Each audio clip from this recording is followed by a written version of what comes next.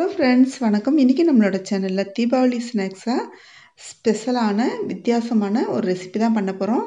என்ன அப்படின்னு சொன்னால் கேரட் போண்டா. இது வந்துட்டு நம்ம 5 நிமிடங்களில் பண்ணி முடிச்சிடலாங்க. ரொம்பவே ஈஸி, அவ்வளோ ஒரு டேஸ்டியாக இருக்கும். வாங்க வீடியோக்குள்ளே போகலாம். எப்படி பண்ணுன்னு சொல்லிட்டு பார்க்கலாம். இது வரைக்கும் நம்ம சேனலை நீங்கள் சப்ஸ்கிரைப் பண்ணலைன்னா சப்ஸ்கிரைப் பண்ணிக்கோங்க, பெல் ஐக்கானை கிளிக் பண்ணிக்கோங்க. இந்த கேரட் போண்டா செய்கிறதுக்கு என்னென்ன தேவை அப்படின்னு சொன்னாக்க, நான் வந்துட்டு 2 கேரட் எடுத்திருக்கேங்க. இது வந்து 2 பச்சை மிளகா, அப்புறம் வந்துட்டு கொஞ்சமாக இஞ்சி வந்துட்டு தோல் சீவி வச்சுருக்கேன். ஒரு 5 சின்ன வெங்காயம் தோல் உரிச்சு வச்சுருக்கேங்க. இது எல்லாமே மிக்ஸி ஜாரில் சேர்த்துட்டு நம்ம வந்துட்டு அரைச்சி எடுத்துக்கலாம். ரொம்ப நைஸாலாம் அரைக்கணும்னு தேவையில்லைங்க. லைட்டாக துருவி எடுத்தாலே போதும். 1 இன்ச்சில் வந்துட்டு இது துருவி எடுத்துரும். பாருங்கள், இந்த மாதிரி இருந்தாலே போதும். இப்போ நம்ம இதை வந்து ஒரு பாத்திரத்துக்கு மாற்றிக்கலாம். இப்போ வந்து நான் 2 பிஞ்ச் வந்துட்டு சோடா உப்பு போட்டுக்கிறேன். சமையல் சோடான்னு சொல்லுவோம் இல்லையா, அது போட்டுக்கலாம்.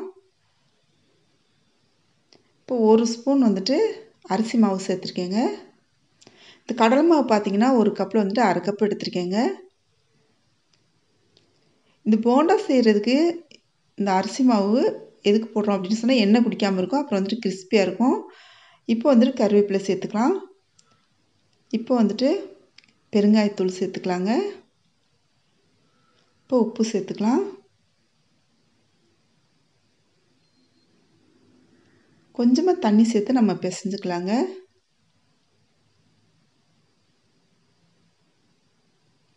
இது அரிசி மாவு வந்துட்டு கிறிஸ்பியாக இருக்கும், எண்ணெய் குடிக்காதுங்க, அதுக்காக தான் சேர்க்குறது.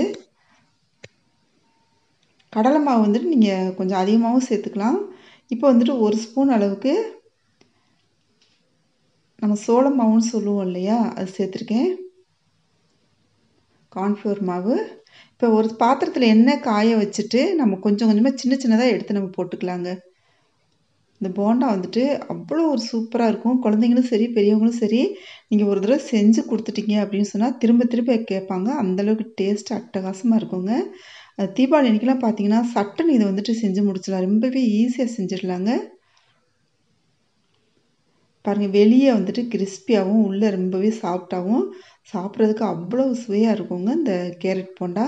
உங்களுக்கு இந்த ரெசிபி பிடிச்சிருந்துச்சி அப்படின்னு சொன்னால் நம்ம சேனல் இது வரைக்கும் சப்ஸ்கிரைப் பண்ணலைன்னா சப்ஸ்கிரைப் பண்ணிக்கோங்க, பெல் ஐக்கானை கிளிக் பண்ணிக்கோங்க.